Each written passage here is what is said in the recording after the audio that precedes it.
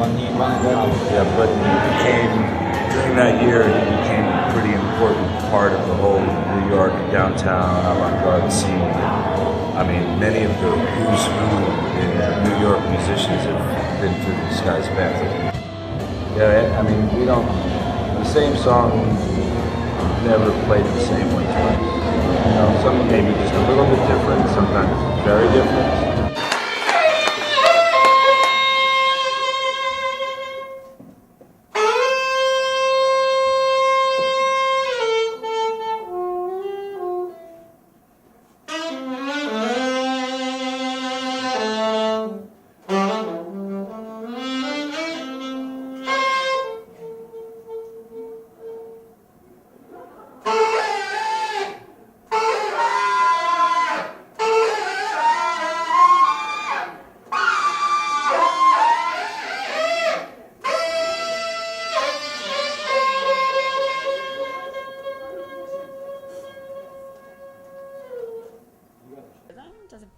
But it's not a big deal. No.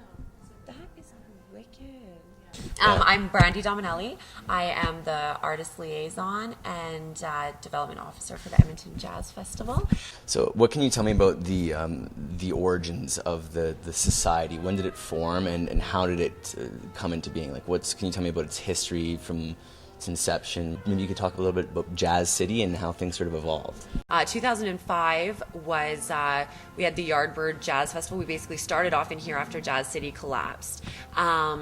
And we did 1 year in here, and then the Edmonton Jazz Festival Society was formed, and we started running festivals after that. So we've been going as a Edmonton Jazz Festival Society since then.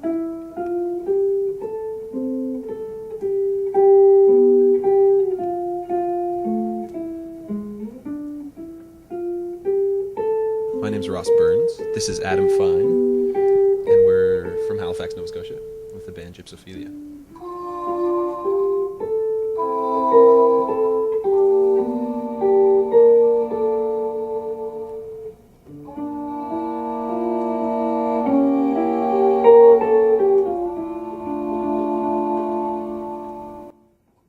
When you guys create your music, how much does improvisation factor into like the songs you compose? And do you compose together, or how does that work?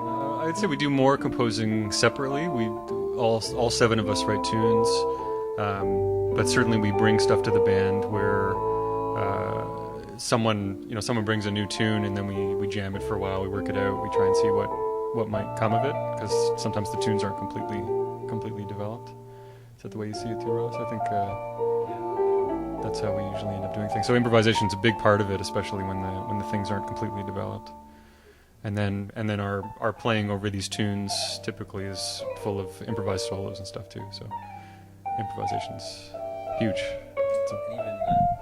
Even in a situation where it's not completely free improvisation, because there's always a roadmap and an idea of how, especially if you're putting on a show, how you want the show to go, or how to best present a tune.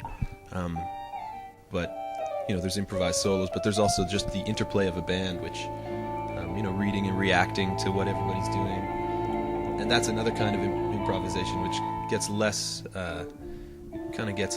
press. Sort of people don't talk as much about how bands play really well together, like ensemble playing and having a good rapport and being really sensitive to each other. But it's something it's really hard to do. But it gets easier when you know the people you're playing with. And that's one of the things that's the funnest for me about playing with this band is even if we know the roadmap, everyone's ears are wide open. There's always a chance that something bizarre, unexpected will happen that